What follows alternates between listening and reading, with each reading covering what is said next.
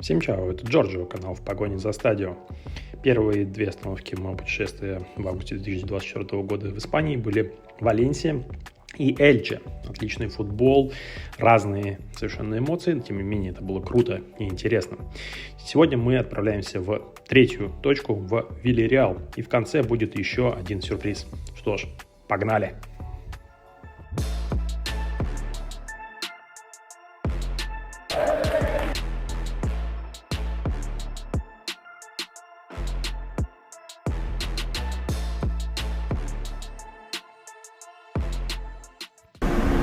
День номер 3 в Испании. Уже доехал из Эльче в Аликанте на автобусе. С расписанием, опять же, все окей. Ничего никуда не опаздывает. Едет вовремя. Сейчас сажусь на поезд из Аликанте в Кастельон де ла Плана.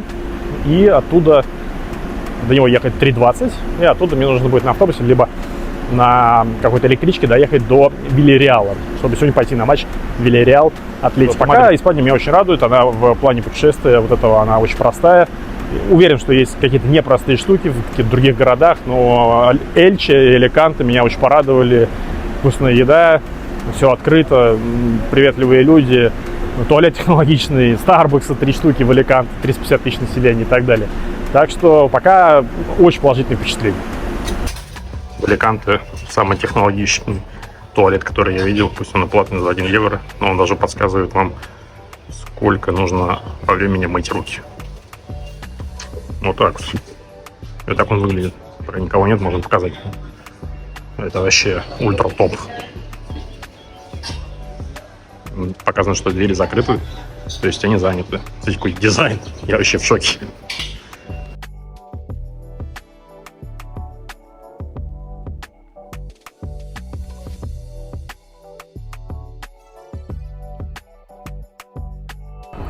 Мы добрались в Кастельон.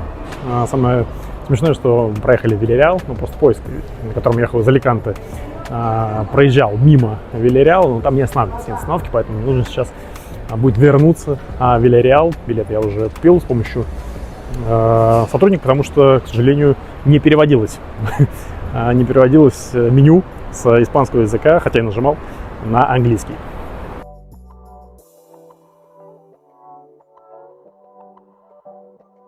Что мне очень нравится в Испании, так это то, что они продают гаспачо вот так литры. Я очень люблю гаспачо, это во-первых, а во-вторых, это просто идеальный перекус, если можно так назвать. Потому что летом холодный суп, это вообще прям супер топ. Жалко, что в Италии так не делают. Ну вот и он, Эстадио де ла Керамика. На самом деле, как и Месталью, я очень хотел увидеть этот стадион, потому что это довольно интересная историческая штука. Он, сразу скажу, облицован керамикой. То есть откуда происходит название? Название происходит из региона Кастельон, который славится производством керамики. И, собственно, экономика региона зависит как раз-таки от керамики. Поэтому реконструкция, которая была в 2022 году, она в себе дополнила полную облицовку новую из керамики. Это вообще просто очень классно, мне очень нравится, это желтый цвет, просто превосходный. И вот там вот даже есть, я так понимаю, что в той стороне фаншоп, follow the yellow way, да, то есть следуй желтому пути. Красотища, просто красотища. 2 часа до матча, здесь уже движуха, народ уже в Испании не сидит дома перед матчем, он едет на футбол заранее, чтобы посмотреть, размяться и так далее. Дети рисуют уже. Здесь вот многие в форме. 2 часа батут. Тут можно побить в другой батут. Вот, смотрите, это 2 часа до матча, и здесь уже такая красота, а? Болельщики Атлетико Мадрид, никаких столкновений, ничего, все по-доброму, все хорошо.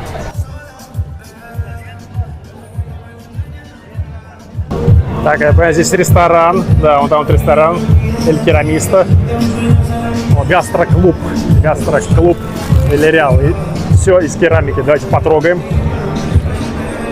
Ну, это класс, конечно, это вообще, это у меня восторг, честно, потому что Вот так вот из керамики реально сделано. Клуб зависит от этого, потому что зависит, соответственно, регион. Это топ. Это прям топ.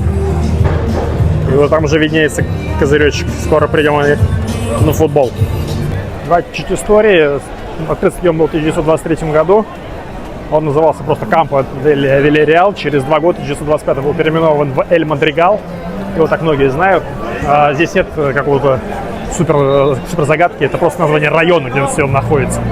И в 2017 году президент клуба Вильяреала по его инициативе стадион был переведен в стадию Делла Керамика, как я вам сказал, из-за важности керамики, производства керамики для всего региона и для экономики региона. Здесь очередь стоит. Я, честно говоря, не знаю, что он стоит. Мне самое интересно. За билетами, видимо. Да, это очередь за билетами. Ого. Интересно. Так, заходим в фан-шоп. Посмотрим, что у Вильяреала есть. Цвета очень красивые. Давайте сразу. У меня есть и желтый, вот этот грязно-голубой, и черный тоже прикольный. Это Джома. Очень интересное качество. Она супер тонкая. Прям тончайшая. А желтая тоже прям супер тонкая. Сколько стоит? Потом посмотрим. В комментарии напишу, неважно. Это сам будем покупать. Черная. И черная такая же супер тонкая. Окей. Что есть еще? Сумки, рюкзаки, кружки, вымпелы, бутылки. Здесь женская коллекция пошла. Это маскот. Я, честно говоря, не знаю, что это такое, но для детей прикольно. Мечи. Здесь вот это очень прикольная форма. Это прем-матч, она стоит 30 евро. Шарфы, носки, мечи, куча носков, цвета, вообще плавки, шлепанцы, сланцы. Лига Европы 2021 до сих пор. Стул. Мы такой уже не раз видели. Так, вот здесь вот футболка. Я так понимаю, Чентарио. Чентарио, наверное, это что-то связано с столетием клуба. 70 евро стоит вот такая. Ну, прикольно. Все в желтых цветах, как видите. Здесь еще футболки. Очень много всего. Здесь у нас есть человечек такой. Мы такой же видели в Валенсии. Автобус. Но, видимо, производитель один и тот же, просто разные лепят логотипы и так далее. Вот здесь колонка есть. Какие-то флешки, брелки, карты. Марка Сенна. Я думаю, помню такого все персонажа. Вот как выглядит автобус и так далее в развернутом виде уже. Но там есть в том числе и стикеры. Слушайте, ну вот такой коротенький обзор, но все супер достойно. Так вот стадион выглядит. Ну класс, класс прям. Пока ждем команду, заметил, что вот какие-то провода торчат. Что торчат, непонятно. И вот тут тоже что-то торчит. Ну так, чуть-чуть. Бывают косячки. Ну это нормально, слушайте. Выглядит, смотрите, как шайб, что мы 2 года назад делали. И это, естественно, все новое. Но все равно. Это кайф. Выглядит просто супер эстетично. Знаете, как будто кухню только что сделали. Я такой зашел, такой вау.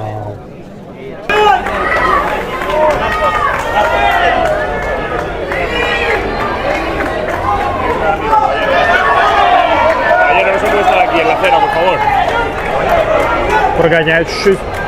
Вот так выглядит автобус. Sempre endavant. Но я так понимаю, всегда вперед. И там уже автобус Атлетико Мадрид подъехал. А вот и он.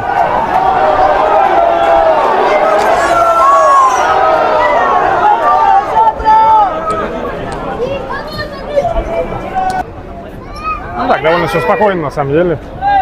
Ничего такого. Балисы тоже так, никак не реагируют. Хотя могли бы ручку-то помахать, что-нибудь такое. Так, довольно сухенько.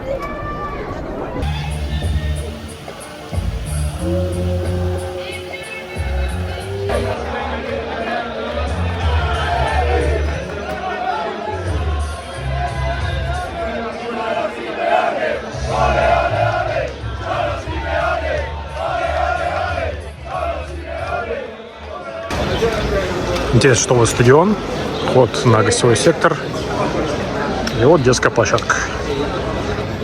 Что та же.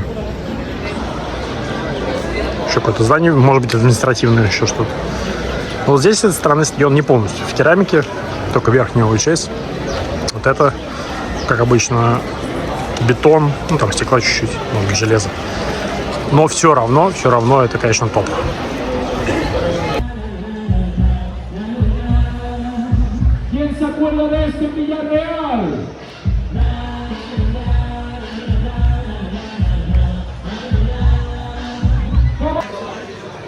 Такая обстановочка, дровяная печь в кафе на стадионе, точнее в баре даже на стадионе, или в ресторане на стадионе Вильярреала. We all live in a yellow submarine.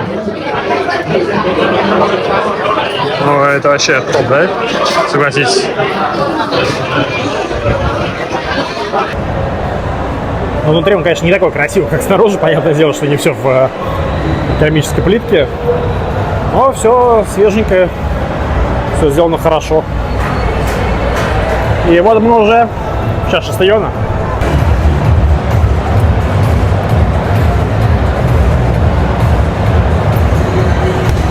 Короче, я не очень удачно попал с билетами, честно говоря, попал в самый угол верхней трибуны, не на низ.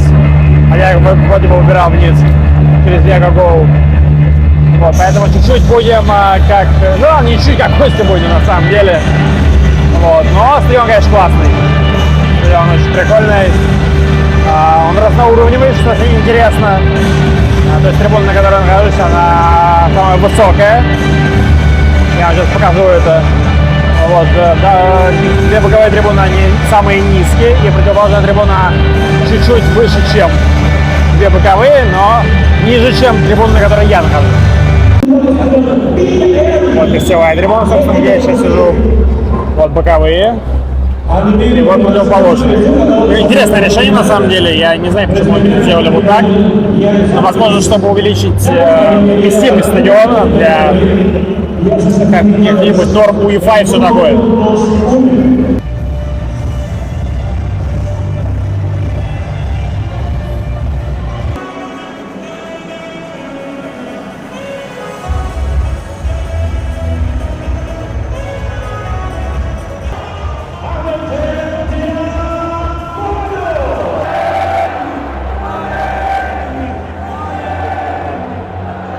Желтый чувачок из прошлого.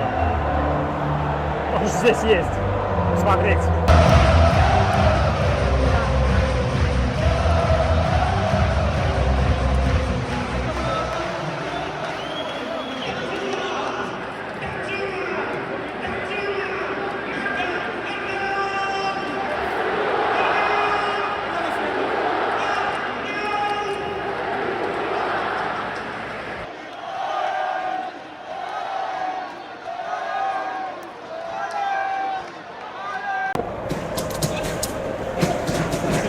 Я не понял, что это за крыша такая. А потом разглядел, что там болельщики, они начали размещаться, что это места максимально близкие к полю. Буквально 3-4 метра. Круто. Не знаю, сколько стоит, но круто. Помимо большого табло, на котором постоянно показывают счет и составы, что интересно, постоянно показывают составы, карточки там и забитый мяч, ну или мячи. Есть вот такое боковое табло и для, видимо, боковой трибуны. И на нашей трибуне тоже есть такое большое табло. Очень удобно, на самом деле, следить за происходящим на поле. Не очень удобно сделано на стадионе Вильярреала. Есть бар и туалет сразу при выходе с трибуны, с верхней. А внизу ничего нет. То есть ты как бы спускаешься, и там есть как бы ничего, кроме стюардов, которые тебя направляют обратно. Очень много стикеров в Марселе и на стадионе, и возле стадиона я встретил. вот такой вот он. Внутри на вот этой трибуне гостевой он, ну, обычный, да, бетон, как вы видите, железо, такой невзрачненький, да, то есть когда ты видишь все это великолепие с керамикой снаружи, ты заходишь и потом видишь обычный стадион, ну, конечно, хочется увидеть нечто подобное и в подтрибунном помещении, но это было бы, наверное, слишком наивно. Но сделано все хорошо. Сделано все хорошо, да, понятно, какие-то подтеки, но все как бы ни о чем, откровенно говоря. Арена свежая, трибуна свежая и ничего не разваливается, но как бы было бы странно, если бы разваливалось, когда сделана была реконструкция 2 года назад. Вот, собственно говоря, этот бар, он один на всю, собственно, половину трибуны. Это плохо, потому что здесь, вот видите, огромная очередь. Здесь особо дышать нечем. А вот так это сделано. Сделано это никак. Вот так люди стоят в очереди аж на лестнице. Это прям минус, откровенно говоря. Вот видите, о чем я говорю, да? Это все очередь. Это плохо. Так не делается. Значит, такой еще момент. Стулья вроде бы, да, удобные. Но это с одной стороны. А с другой стороны неудобные. Объясню почему. Потому что когда ты вскакиваешь, или кто-то рядом с тобой вскакивает, и потом ты садишься, или кто-то садится, то ты задеваешь его как бы постоянно. Вот видите, они как бы сделаны очень близко друг к другу. И если ты... Ну, мне сложно это объяснить на примере, но поверьте мне, несколько раз вот так вот я задевал или меня задевали вот именно стулом, когда ты вскакиваешь в каком-то опасном моменте. То есть задумано хорошо, но на практике не совсем, не на 100% реализовано. Реализовано, но не на 100% удобно. Что могу сказать? Ну, первый огненный тайм, 4 мяча, как бы здорово, класс. Второй тайм был, конечно, скучнее, не было забитых голов. Несмотря на то, что Хулиан Альварес вышел, который перешел в Манчестер Сити. Испании, конечно, сильно не хватает ультрас. Потому что атмосфера прикольная, классная, добрая, но футбол, как бы, это футбол. И хочется, чтобы на футболе было и как бы помимо этих всех хороших ощущений, хочется что-то еще острого. Вот этого в Испании на первом матче Валенсия-Барселона было достаточно, в принципе, скажем так.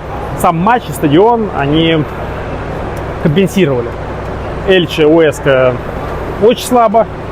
И Вильярреал, Атлетико Мадрид тоже слабовато. Трибуны были тоже слабыми. Я услышал там, не знаю, с обеих сторон 10 зарядов за весь матч.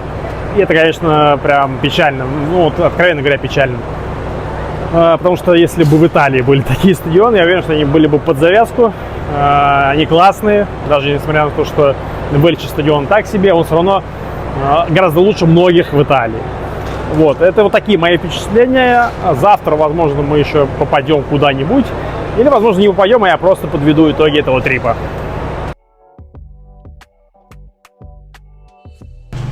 Не самая запланированная, но очень приятная остановка. Это город Кастельон-де-ла-Плана. Я сейчас нахожусь на стадионе Кастельона. В чаше стадиона можно зайти, посмотреть, как перекладывают газон. Абсолютно вообще уникальный для меня случай. Ни разу этого в жизни не видел вживую, только на видео, там, о каком-то материале, контенте от клубов и так далее.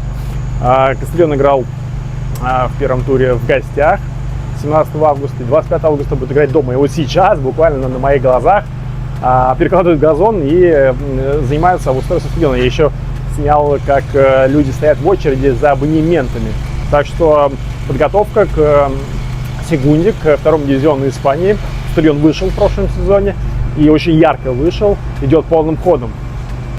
Но тут видно, что даже не убирались еще, видите, стулья грязные. Явно будет это все к воскресенью готовиться, поскольку команда поднялась из третьего дивизиона во второй. Ну, так очень приятная арена. Вот она находится среди домов, как вы видите. Вот, и ну, я честно впечатлен, техника прямо на моих глазах укладывает. Смотрим, вот так вот рулон берет трактор, кладет. Такая специальная машина подъезжает.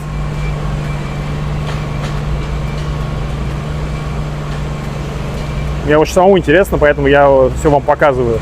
И сейчас будет классослой так что-то подрезают. Видимо, чтобы газон ложился, я не знаю, как это правильно назвать. И поехали, да? Вот так вот. Оп. Все, газон ложится. Но потом его будет, видимо, я не знаю терминологию, подгонять, скажем так, да, вот я, собственно, об этом и думал. Видите, его как бы утрамбовывают. Вот специальный трактор для этого есть. Очень интересный процесс. За ним идет трактор, который выравнивает песок, я так понимаю, мягкий. Вот еще трактор. Он подвозит следующий рулон газона. Ну, класс! Такой вот супер аутентичное табло, сори, будут звуки демонтажа и так далее и тому подобное. Интересно, будет ли менять и его, ну, потому что, наверное, для секунды все-таки положено что-то более современное. Вот здесь меняют транспарант рекламный на световой мачте. Ну и башни я очень люблю, когда башня не прилегает к стадиону никак, она просто находится на фоне, но даже если она не является частью стадиона, это всегда очень-очень красиво. Ну и трактор здесь рассекает. А через 5 дней здесь будет футбол играть и будет 16 тысяч болельщиков. 16 тысяч стадион вмещает. Да, конечно, видно, что он старый, ну прям откровенно старый. Но эта команда только поднялась из серии 3, да, из серии Чи, по-итальянски я сказал, из 3-й лиги поднялась в секунду во 2-ю лигу. Так что дадим им время на то, чтобы раскачаться и закрепиться, и стадион тоже потом обновить. Не знаю, обновляли ли туалеты, но, видимо, нет, потому что на них пыль, но выглядит все довольно прилично. И ни один человек не посмотрел косо или что-нибудь в этом роде. Все приветствуют, все улыбаются, ну, либо просто занимаются своей работой. Это вообще культурный шок опять, потому что, ну, это класс, что вот так можно зайти посмотреть, как ведутся работы на стадионе. Это вообще прям ультра топ. Пусть это и 2-я лига и так далее. Но все-таки меня прогнали. Вот. Через 15-20. Но, тем не менее, вот так получилось снять такой контент суперский. Возле стадиона находится вот такой корнер-фан-шоп. Я уже заходил. Сейчас вам быстренько все покажу. Основная форма. Вот это, по-моему, 3-я форма, очень красивой расцветки. Основная, видимо, 2-я. Ну, неважно, какая 2-я, какая 3-я. Красиво. Вот здесь вот собачка. Президент клуба из собак, который постоянно гоняет на выезды и так далее. Знаменитый персонаж. Кепки, носки. Вымпел такой. Для машины очень удобно крепится. Это для совсем маленьких. Шарфы. Шарфы, опять же. Для совсем маленьких одежда. Халаты есть.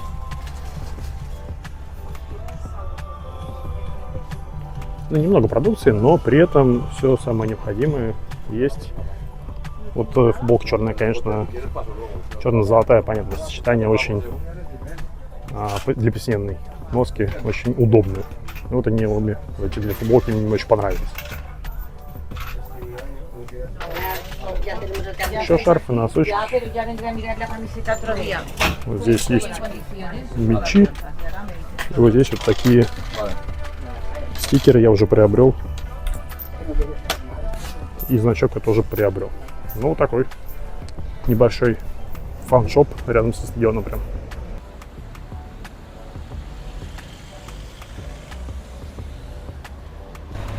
Ну что, это был супер приятный бонус этого триба. После 3 матчей я еще и посетил стадион Кастильона, где увидел, как перекладывают газон, как его готовят к секунде, ко 2-й лиге чемпионата Испании по футболу, как укладывают газон, как трактор ездит. Ну, короче, это классные впечатления, классные эмоции. Пусть там меня через 15 минут выгнали, этого было более чем достаточно для того, чтобы все посмотреть.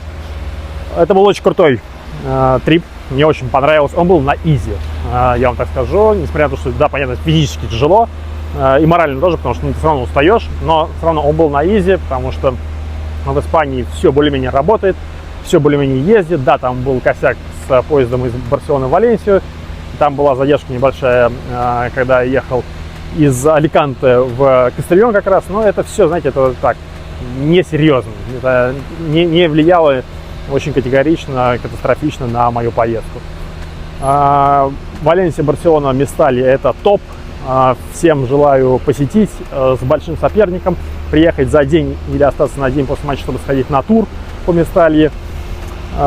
10 из 10, реально 10 из 10, Валенсия 10 из 10 именно с точки зрения футбола. Эльче не нужно, если вы не такой же гик, как я. Ну, да, прикольно, но просто это вот такая нишевая история. Вильяреал очень классно, 50 тысяч населения, 23 тысячи вместимый стадион, и почти полгорода на стадионе. Супер, вообще супер. Тоже нужен большой соперник. Есть нюансы на гостевой трибуне, но 50 тысяч населения, 23 тысячи вместимость стадиона. Он сделан из керамики снаружи, да, там внутри есть косяки по эргономике и по гостевой сектор, как сделан, не очень понятно с точки зрения там, питания, туалетов и так далее. Но это все для такого масштаба несерьезно. Так что приезжайте в Испанию, спрашивайте совет, если нужно, обязательно поделюсь. И что еще могу добавить? Выходные, да, в принципе, и любой день. Это не время для того, чтобы сидеть дома. Чао!